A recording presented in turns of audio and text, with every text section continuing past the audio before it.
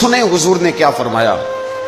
نبی پاک صلی اللہ تعالی علیہ وسلم نے دعا دی، کہا اے اللہ اس آدمی کے چہرے کو چمکتا دمکتا رکھنا۔ کیا دعا ہے، اور دی اس محبوب نے ہے کہ جو جب دعا کرتے تھے تو اعلیٰ حضرت بریلوی فرماتے ہیں قبولیت نیچے آ جایا کرتی۔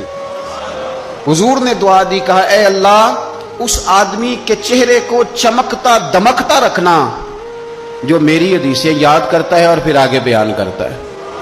اس کے چہرے کو چمکتا دمکتا رکھنا، یہ رسول پاک صلی اللہ تعالی علیہ وسلم نے دعا دی۔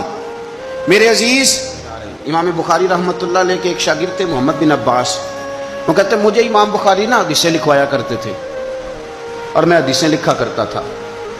جب آپ حدیث پاک پڑھتے ہیں یا حدیث پاک سنتے ہیں تو کئی دفعہ ایسے ہوتا ہے کہ آپ کوئی واقعہ اچھے طریقے سے پڑھ رہے ہیں حضور کے دور کا صلی اللہ علیہ وسلم، یا سن رہے ہیں، ایسے لگتا ہے کہ وہ منظر آنکھوں کے سامنے گھوم گیا ہے۔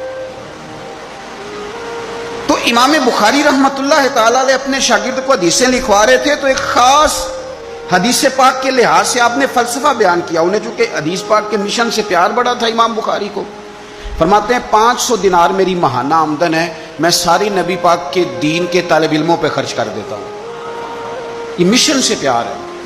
تو امام بخاری رحمۃ اللہ تعالی علیہ کے شاگرد محمد بن عباس فرماتے ہیں میں حدیثیں لکھ رہا تھا تو انسان تھک جاتا ہے، کہتے ہیں میں لکھتے لکھتے امام صاحب چونکہ لکھواتے جا رہے تھے تو میں تھک گیا۔ تو امام بخاری رحمۃ اللہ تعالی علیہ نے جب محسوس کیا نا کہ میں کوئی سست ہو گیا ہوں، تھک گیا ہوں، تو فرمانے لگے مجھ سے کہ جو کھیل کود والے لوگ ہیں نا، شاگرد سے کہتے ہیں جو کھیل کود والے لوگ ہیں وہ کھیل کود میں خوش رہتے ہیں، جو تاجر ہیں وہ تجارت میں خوش رہتے ہیں، جو سیاحت کے شوقین ہیں وہ گھومنے پھرنے میں خوش رہتے ہیں۔ فرمایا تو کتنا خوش نصیب ہے کہ جب سے تو بیٹھا ہے یا نبی پاک علیہ السلام کے ساتھ بیٹھا ہوا ہے یا حضور کے صحابہ کے ساتھ بیٹھا ہوا ہے۔ وہ یا نبی پاک کی حدیثیں لکھنا، حدیثیں جمع کرنا، حدیثیں بیان کرنا، حدیث کے ساتھ تعلق رکھنا، اس کا معنی یہ ہے کہ آپ نے نبی پاک کی صحبت اختیار کی ہوئی، آپ نے حضور کے صحابہ کی صحبت اختیار کی ہوئی۔ حدیث پاک کو یاد رکھیں، حدیثیں اپنے ذہن کے اندر بٹھائیں۔ ایک حدیث پاک میں نبی پاک صلی اللہ علیہ وسلم نے فرمایا جس نے 40 حدیثیں جمع کر کے میری امت تک پہنچائی، اللہ قیامت کے دن اسے علماء کے ساتھ کھڑا فرمائے گا۔